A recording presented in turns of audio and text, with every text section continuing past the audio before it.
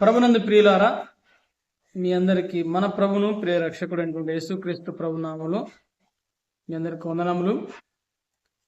కొద్ది నిమిషాలు దేవుని మాటలు మనం విందాం. చిన్న ప్రార్థన చేసుకొని దేవుని మాటలు మనం విందాం. ప్రియులారా, దయగల మా కన్న తండ్రి, కృపగల నాయన, ఈ మధ్యాహ్న వేళ కాల సమయంలో మహత్వ గల మాటలు మరి వినిపిస్తుండగా మేమందరము నైనా మరి మీ వాక్యముని విని వాక్యానుసారంగా మేము బ్రతుకుటకు సమయోచితమైనటువంటి జ్ఞానముతో ఆలోచించుటకు కృప చూపండి, సహాయం దయచేయండి. మీరు మాతో మాట్లాడండి, మీరు మాట్లాడితే మాకు చాలు. అందుకు మీకు ప్రభువైన యేసుక్రీస్తు ప్రభు నామములో కృతజ్ఞతాస్తుతులు స్తోత్రం చెల్లిస్తూ మా ప్రభును ప్రియ రక్షకుడైనటువంటి యేసుక్రీస్తు ప్రభు నామములో ఈ ప్రార్థనకు సమర్పించి వేడుకుంటున్నాం తండ్రి, ఆమేన్. మంచిది ప్రియులారా, మరి కొద్ది నిమిషాలు దేవుని మాటలు మనం విందాం. గలతీయులకు రాసినటువంటి పత్రిక 5వ అధ్యాయము 16వ వచనాన్ని మనం చదువుకుందాం ప్రియులారా. గలతీయులకు రాసిన పత్రిక 5వ అధ్యాయము 16వ వచనం. నేను చెప్పుదేమనగా ఆత్మానుసారముగా నడుచుకొనుడి, అప్పుడు మీరు శరీరేచ్ఛలను నెరవేర్చుదురు.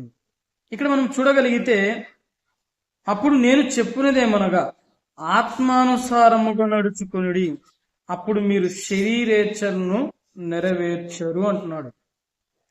ఎందుకు ఆత్మానుసారంగా నడుచుకుంటే శరీరం అనేది నెరవేరదు ప్రియులారా. శరీరము చాలా భయంకరమైనదిగా, శరీరము చాలా నాశనము చేసేదిగా, మరి ఆత్మ బ్రతికించేదిగా, రక్షించేదిగా ఉన్నది. అపోస్తలుడైన పౌలు గలతీయులకు రాస్తూ ఏమంటున్నాడంటే, నేను చెప్పినదేమనగా ఆత్మానుసారంగా నడుచుకునుడి. ఆత్మానుసారంగా అంటే ఆత్మ ఏమి చెబుతుందో దాని ప్రకారంగా నడుచుకోవాలి. ఆత్మ ఫలములు మనకు తెలియాలి. ఇది అర్థం కావాలంటే ఆత్మ ఫలములు అంటే ఏంది? అదే గలతీయులకు రాసినటువంటి పత్రిక 5వ అధ్యాయము 22వ వచనం. అయితే ఆత్మ ఫలములు ఏమనగా ప్రేమ, సంతోషము, సమాధానము, దీర్ఘశాంతము, దయాలత్వము, మంచితనము, విశ్వాసము, సాత్వికము, ఆశా నిగ్రహం, ఇటు వాటికి విరోధమైన నియమం ఏదీ లేదు. క్రీస్తు యేసు సంబంధులు శరీరమందు దాని ఇచ్చలతోను దురాశలను సిలువ వేసి ఉన్నారు. శరీరేచ్ఛలు ఏవైతే ఉన్నాయో వాటన్నిటిని నువ్వు సెలివేయాలి అంటే ఏం చేయాలి? అదో ఆత్మ ఫలాలు నీకు తెలిసి ఉండాలి. అవి కూడా నీకు అర్థం కావాలంటే శరీరేచ్ఛలు నీకు అర్థం కావాలి. శరీర కార్యాలు ఏంటో నీకు అర్థం కావాలి. అదే గలతీయులకు రాసినటువంటి పత్రిక 5వ అధ్యాయం 19వ వచనం మనం చూడగలిగితే ఒక మంచి మాట కనపడుతుంది. గలతీయులకు రాసినటువంటి పత్రిక 5వ అధ్యాయం 19వ వచనం. శరీర కార్యములు స్పష్టమైనవి. అవేమనగా జారత్వము, అపవిత్రత, కామకత్వము, విగ్రహారాధన, అభిచారము, ద్వేషములు, కలహము, మత్సరములు, క్రోధములు, కక్షలు, భేదములు, విమతములు, అసూయలు, మత్తతలు, అల్లరితో కూడిన ఆటపాటలు మొదలైనవి. వీటి గూర్చి నేను మునుపు చెప్పిన ప్రకారం ఇటు వాటిని చేయువారు దేవుని రాజ్యమును స్వతంత్రించుకొనరని మీతో స్పష్టముగా చెప్పుచున్నాను. ఆత్మఫలముగా మరి ఆత్మానుసారంగా మనం నడుచుకుంటే మరి పరలోకానికి అర్హులమని, ఒకవేళ శరీరానుసారంగా నడుచుకుంటే, శరీర కార్యక్రమాల ప్రకారం నడుచుకుంటేదో దేవుని రాజ్యమును స్వతంత్రించుకొనరని మీతో స్పష్టముగా చెప్తున్నాను. దేవుని రాజ్యమును స్వతంత్రించుకోవాలన్నా, ఆ రాజ్యములో ఉండాలన్నా అదో శరీర కార్యములు స్పష్టమైన వాటిని వదిలిపెట్టాలి. ఎందుకు? వాటిని వదిలిపెట్టకపోతే ఈ లోకములో మనము ఆత్మానుసారంగా నడుచుకోవాలి. ఆత్మానుసారంగా నడుచుకోలేము. ఎందుకు నడుచుకోలేమంటే ఆత్మ బ్రతికిస్తుంది, శరీరము చంపేస్తుంది. అయితే ఆత్మ ఫలములు ఏమనగా ప్రేమ. ప్రతి ఒక్కరి మీద మనం ప్రేమ కలిగి ఉండాలి. మరి జీవుల పట్ల ప్రేమ కలిగి ఉండాలి. అందరి పట్ల.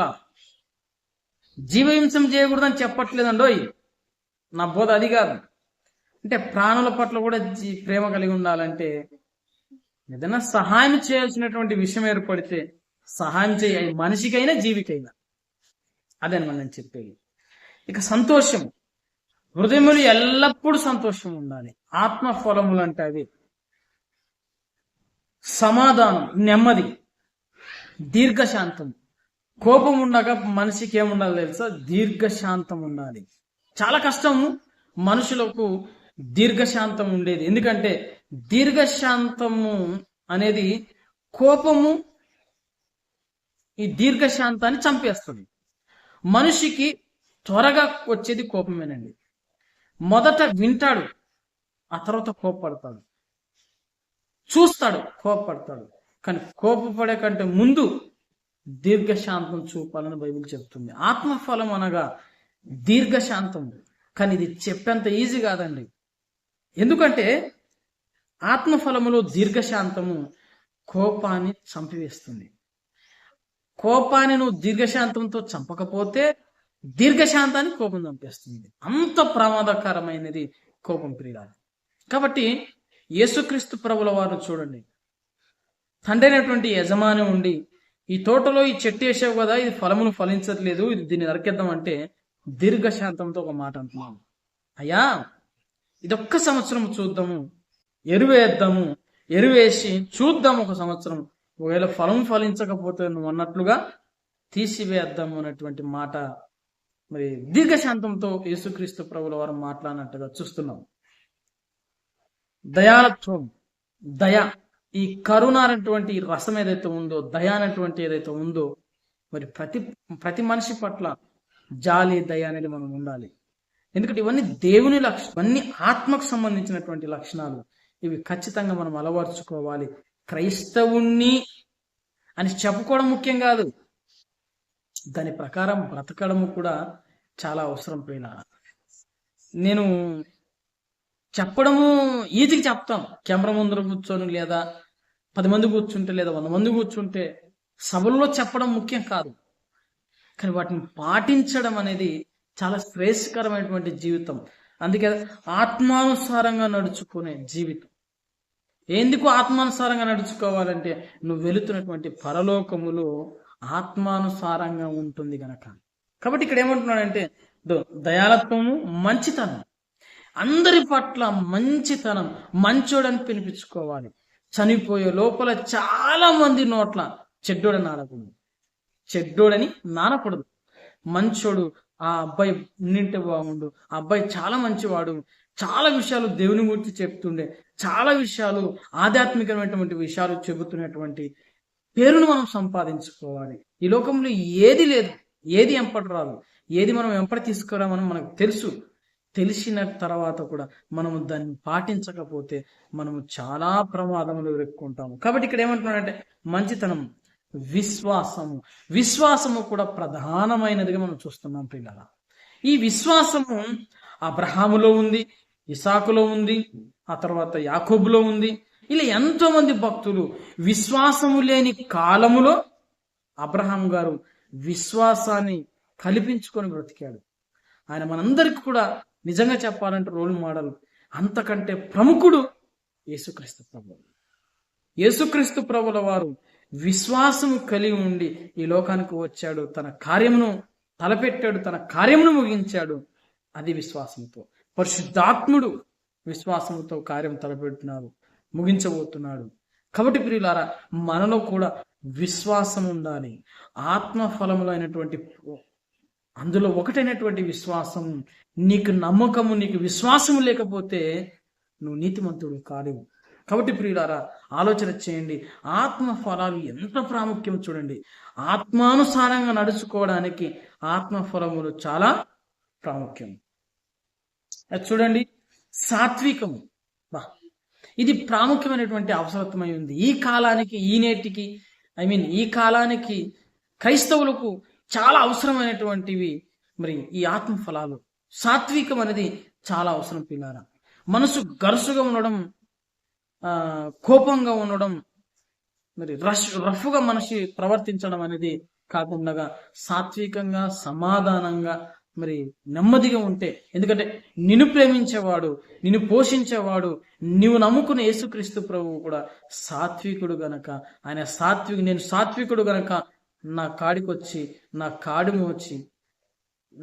మోసి నాతో ఉండునని చెప్పాడు, నాతో నేర్చుకోండి అని చెప్పాడు.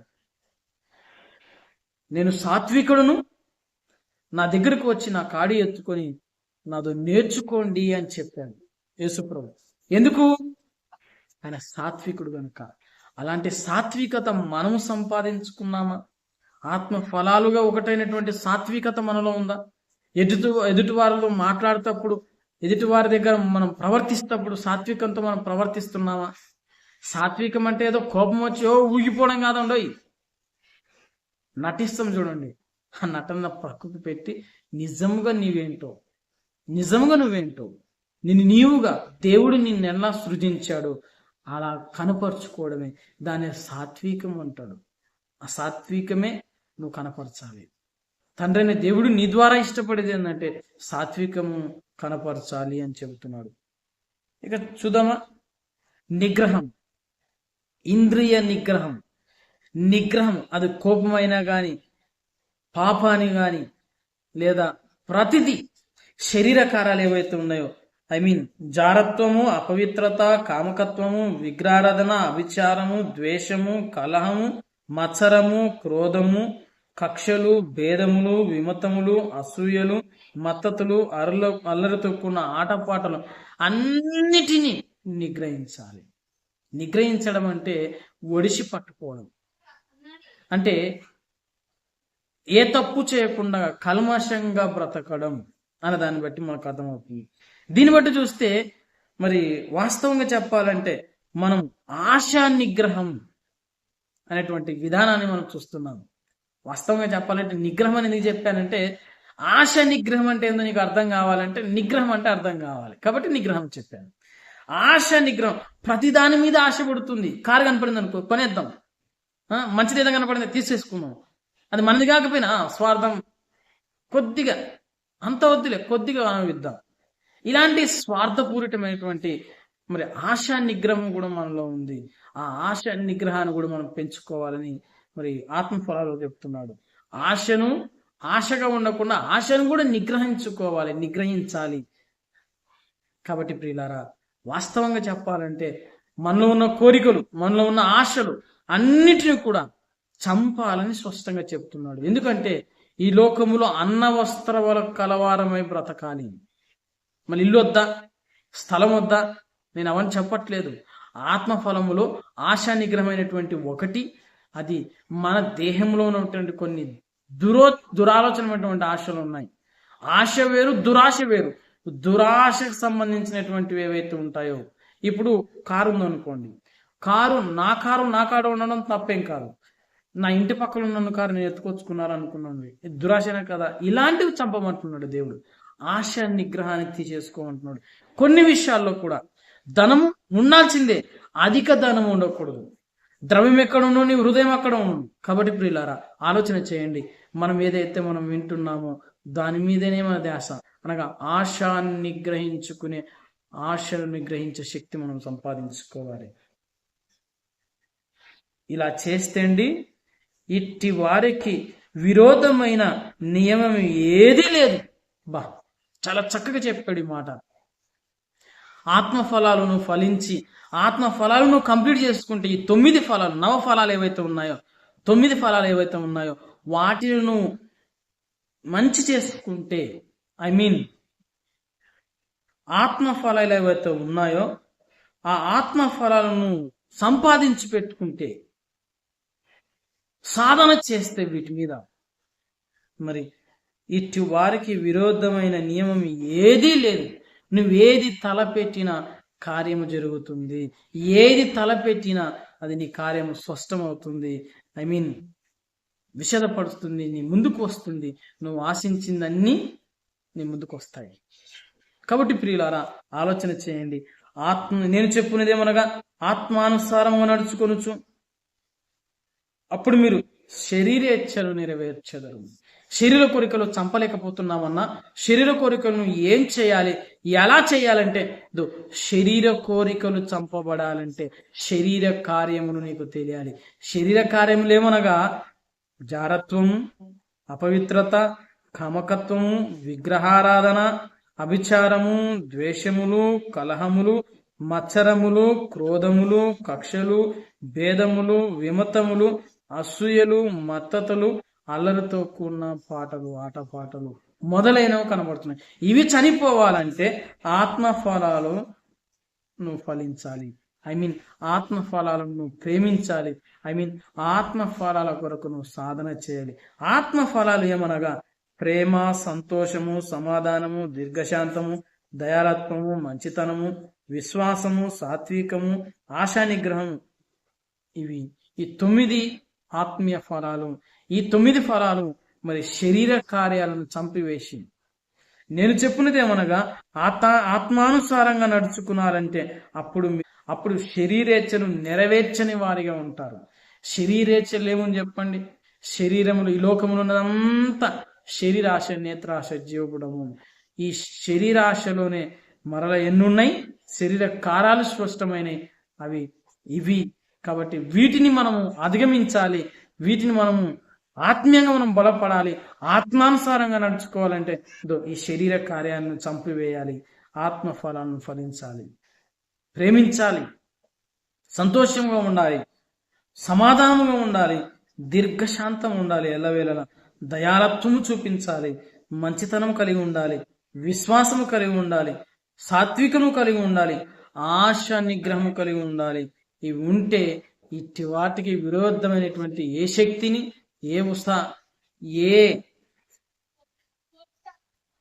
ఏ ఆయుధము నీ ముందర వర్తిల్లేదు. కాబట్టి ప్రియులారా, ఆలోచన చేయండి. దేవుడు మనల్ని ప్రేమించి ఆత్మానుసారంగా నడుచుకోవాలనుకుంటున్నాడు.